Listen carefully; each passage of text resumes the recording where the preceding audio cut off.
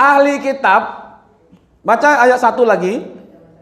Di sini dikatakan lam yakunil ladzina kafaru min ahlil kitabi wal musyrikina munfakkina hatta ta'tiyahumul bayyinah. Ketika datang penjelas di sini yaitu Rasulullah, maka orang kafir ahlul kitab tadi terpecah dia. Ya, terpecahlah dia. Karena dia sudah tahu bahwa Nabi Musa sudah cerita bahwa akan ada nanti namanya Muhammad. Pernah Nabi Musa cerita? Hah? Nabi Musa pernah cerita enggak bahwa akan datang nanti seorang Nabi Muhammad? Pernah? Hah? Oke. Nabi Isa ya tadi sudah saya bacakan, tapi yang Nabi Musa ada. Betul ya? Coba buka surat Al-Fat ibu-ibu.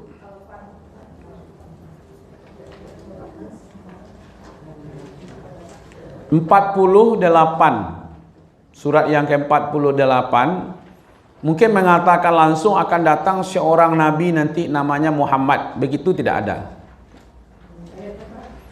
29 ayat yang terakhir. Surat Al-Fat, surat yang ke-48. Oke, itu dia. Kuncinya di ayat 29 itu.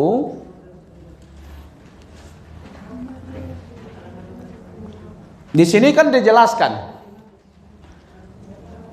Muhammadur Rasulullah. Muhammad itu adalah Rasul Allah, utusan Allah. Walladzina ma'ahu, orang-orang yang bersamanya. Bersamanya itu siapa? Ya, mulai dari sahabat Nabi sampai kita sekarang. Orang yang bersamanya asyidda'u 'alal kufar. Di situ diterjemahkan apa? Keras terhadap orang-orang kafir. Itu terjemahan di situ yang saya ambil ini. Jadi Nabi Muhammad itu utusan Allah dan orang yang bersamanya berarti pengikutnya keras terhadap orang-orang kafir. Tetapi berkasih sayang sesama mereka. Kamu lihat mereka ruku dan sujud mencari karunia Allah dan keridhaannya. Tanda-tanda mereka tampak pada muka dari bekas sujudnya. Nah, kuncinya di situ. Demikianlah sifat-sifat mereka dalam Taurat. Berarti Taurat sudah bercerita tentang Muhammadur Rasulullah. Bukan Muhammad Rasulullah saja yang diceritakan, walladzina ma'ahunya.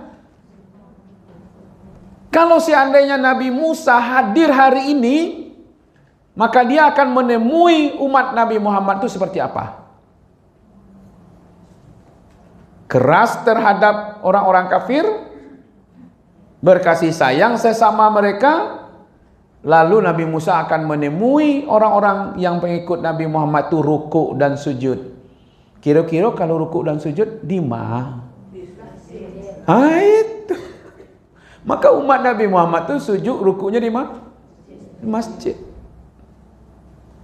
Ada awak dia lu ando masjid lah itu basuh siku dulu. Iya kan? Doa lah ibu dapat je. Ya. Oke. Nah, jadi sini kuncinya. Demikian sifat-sifat yang mereka dalam Taurat. Taurat berarti Nabi Musa kan? Dan itulah sifat-sifat mereka dalam Injil.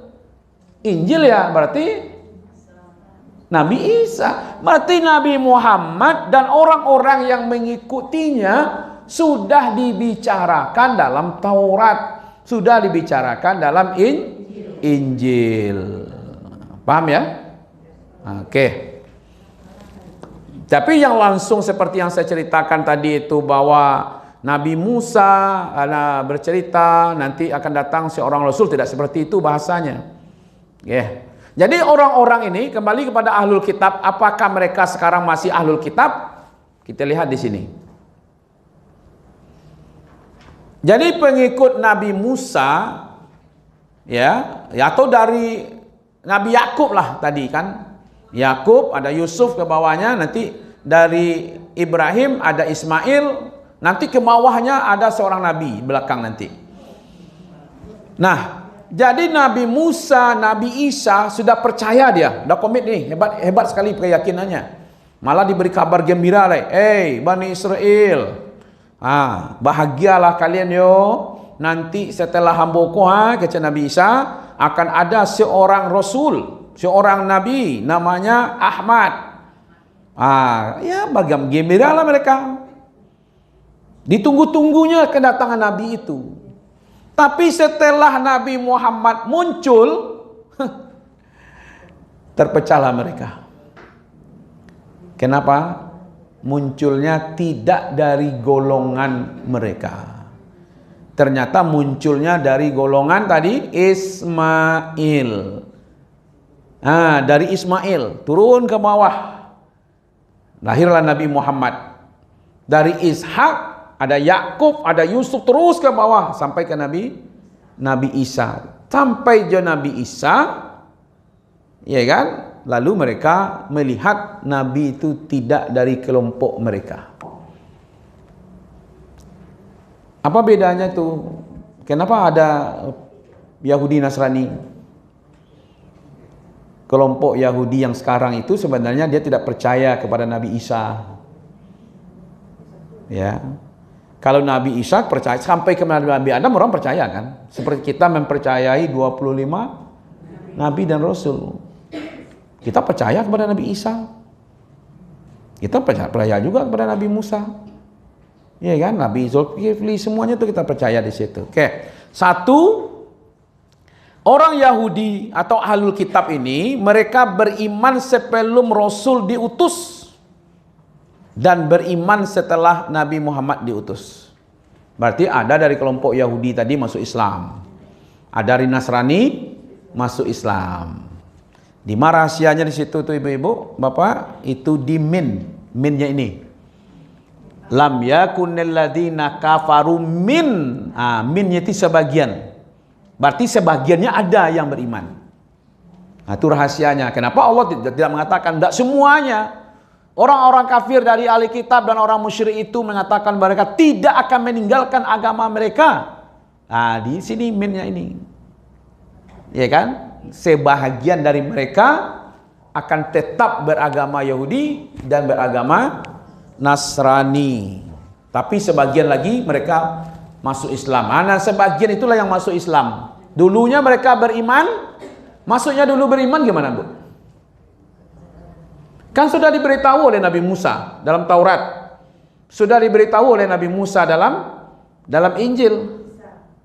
Nabi Isa dalam Injil. Nah, kalau sekarang mereka tidak ada lagi dalam Injil mereka, berarti ada masalah kan? Makanya di waktu Nabi ditanya, la tukadzibu jami'a wa la tusaddiqu jami'a. Jadi kalau ada berita-berita dari nabi-nabi sebelumnya tidak ada dalam Al-Quran, tidak ada dalam hadis Nabi, lalu ada populer ceritanya, lalu ditanyakan kepada Nabi, bagaimana sikap kita terhadap hal yang seperti itu? Nabi mengatakan, jangan kamu benarkan semuanya, jangan terima sementah-mentah, dan jangan pula kamu tolak semuanya.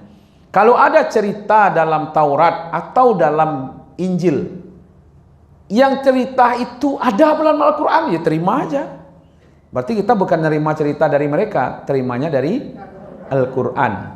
Ada cerita dari mereka tetapi tidak bertentangan dengan Al-Quran, boleh diterima, boleh ditolak. Kalau yang bertentangan dengan Al-Quran, maka itu tolak langsung. Maka nanti akan ada ulama yang bersikap tentang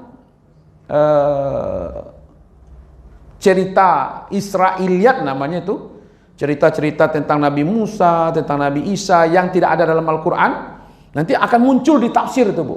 Banyak itu, ya kan?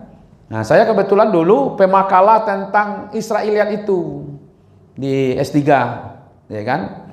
Jadi 3 pendapat ulama sikap orang Islam terhadap kisah atau Bani Israel ini atau Israiliyat. Satu, ada yang menerima dengan syarat, ya kan, ada dalam Al-Quran dan Sunnah. Al-Quran ada cerita, pamannya tentang Nabi Yusuf, ya kan, dia melihat 7 bintang, pamannya dia melihat ini, oh dalam Al-Quran ada, kita terima itu cerita seperti itu. Nabi bercerita pula tentang itu, kita terima. Ya, yang kedua, kalau bertentangan dengan Al-Quran dan Sunnah, maka itu kita tolak.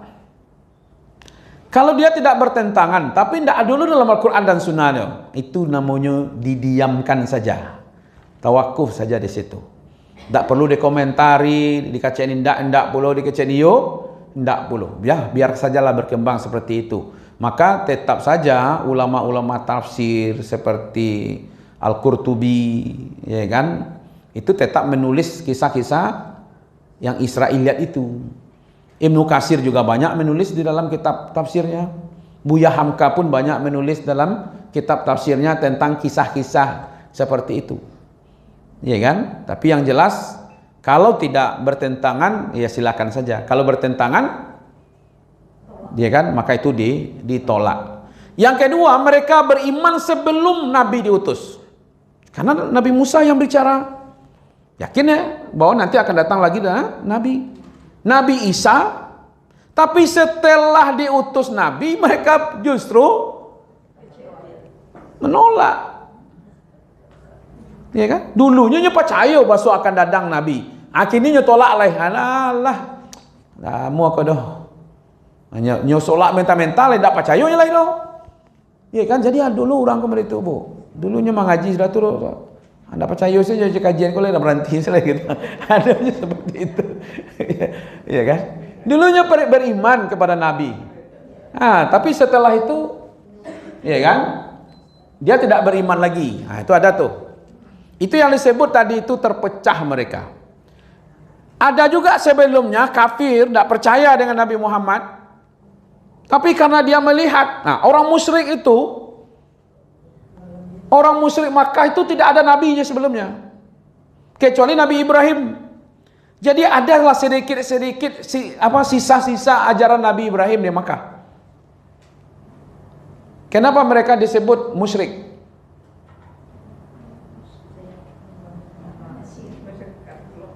Mereka percaya kepada Allah, tapi percaya juga kepada selain daripada Allah. Maka dulu ada hadis tentang Husain, tapi Husain ini bukan Husainnya cucu Nabi ya, namanya Husain. Husain, berapa Tuhan yang kau sembah hari ini? 7. 5 tuh aja. 1 di langit, 6 di bumi. Kalau engkau kepepet, tadasa, engkau tak tolong kama. Tuhan yang di bumi atau Tuhan yang di langit? Yang di langit katanya. Jadi percayanya ada Tuhan di langit, tapi percaya juga ada di bumi. Kata Nabi, mau nak engkau aku tunjukkan, ya kan, agama yang bisa menyelamatkan engkau dan memberi engkau rezeki. Yaitulah asyhadu an la ilaha illallah, asyhadu anna Muhammad Rasulullah. Itulah kul huwallahu ahad itu, ya kan. Jadi ada beriman sebelumnya, beriman setelah Nabi diutus, beriman sebelumnya tapi kafir setelah Nabi diutus. Kafir sebelumnya, tapi setelah Nabi diutus dia beriman. Ya kan? Tapi ada juga yang kafir sebelumnya, setelah diutus Nabi bertambah kekafirannya. Itu yang disebut kata-kata ya munfakina. Terbelah, terpecah mereka itu. Jadi itu. Nah, sekarang itu sebenarnya kalau mayoritas mengatakan yang ahlul kitab itu tidak ada lagi sekarang. Ya, karena ahlul kitab yang diceritakan sini sebelum sempurna Islam, Nabi, kan ayat ini turun pada masa Nabi nih. Jadi yang diceritakan Nabi itu sebenarnya ahlul kitab itu yang sebelum Nabi diutus. Kalau sekarang ini yang ada itu umat Islam. Kalau dia tidak Islam, namanya kafir, selesai. Jadi orang kafir itu ada dari kelompoknya yang Yahudi dulu, ada yang dari Nasrani, ada yang dari orang-orang musyrik. Nah, tapi kenapa Hindu, Buddha, Konghucu, Tao, Shinto tidak pernah tersebut? Karena adanya baru sekarang, kebelakangan ini, ya kan? Di Makkah itu tidak ada. Jadi kalau gitu agama Shinto tidak ada di Makkah, tidak. Ya, agama apa lagi? Konghucu tidak ada. Ya kan? Kalau begitu pertanyaan saya ibu-ibu sebelum saya lanjutkan. Berapa agama Samawi? Berapa? Yang mengatakan satu siapa? Satu. Iya, angkat tangan yang mengatakan satu. Tuh, 2, 3 orang cuma 4. Yang mengatakan banyak? Abstain. Yang tidak punya pendapat, golput ya. Jadi apa maknanya agama Samawi?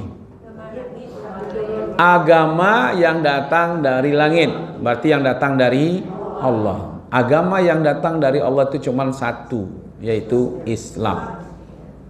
Agama Tauhid. Jadi seluruh Nabi dan Rasul mengemban agama Tauhid. Nah, oke. Lawannya apa? Agama Ardi. Agama bumi yang tidak ada hubungannya dengan langit. Berarti bumi ya mereka buat sendiri, mencari Tuhannya sendiri, dibuat kitabnya sendiri, dan itu polanya itu mulai dari ketakutan dan kekhawatiran, kecemasan. Di situ mulainya. Kalau masih ada sisa-sisanya, Bu, jangan lewat di situ. Tuh batu tuh. Jangan lewat di situ, tuh pohon tuh. Jangan lewat di situ, pukul itu. Ya kan? Jangan capeknya syiriknya dulu. Mau tahu jangan lewat kayak batu itu. Di situ ada ulam pokoknya kan.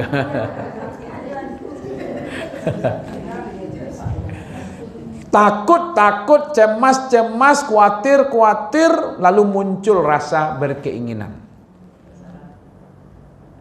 Takut dengan pohon gadang tu baacaronyo. Awak butuh jonya. Akhirnya dibuatlah ritual sehingga pohon tu tidak membawa celaka untuk dia. Baacaronyo diantarlah ke situ. Bentuk-bentuk makanan, bentuk-bentuk daun, bunga. Makanya nyata sapo mah. Tu beko dia bercapak baruaknya, beko yang tahan sampai tasapo tadi. Masih ada kan? Tu peninggalan agama Ardi tu.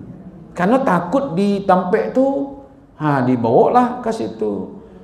Supaya bisa, itu pikiran mereka dari takut buat aturan seperti ini. Jam sekian tidak boleh mandi di situ, jam sekian tidak boleh begini, jam ini harus begini, ini harus begini. Akhirnya tertulislah aturan-aturan yang seperti itu. Itu yang disebut dengan agama Ardi. Yang mulanya seperti itu. Sampai kini masih ada orang Minang. Kalau lah musim durian tuh, saya bin ke cari bawah hilang, dikaja hilang ya. Tu ngaku lah. Ini. Aku cucu nyek kau manya. Amba bagi wak malam kini yo nyek. Yang ke bawah ambil dia nyek. Nang kate agen ke cucu nyek. Baralah kehandiannya manusia tu. Mengaku menjadi cucu harimau. Itu dari mana munculnya? Itu dari situ. Jadi hati-hati. Jadi agama Ardi itu berserak-serak. Tapi yang kita bicarakan agama Samawi, yaitu semenjak Nabi Adam sampai kepada Nabi Muhammad. Dan masanya sekarang ini hanya satu saja, itu masanya Nabi Muhammad.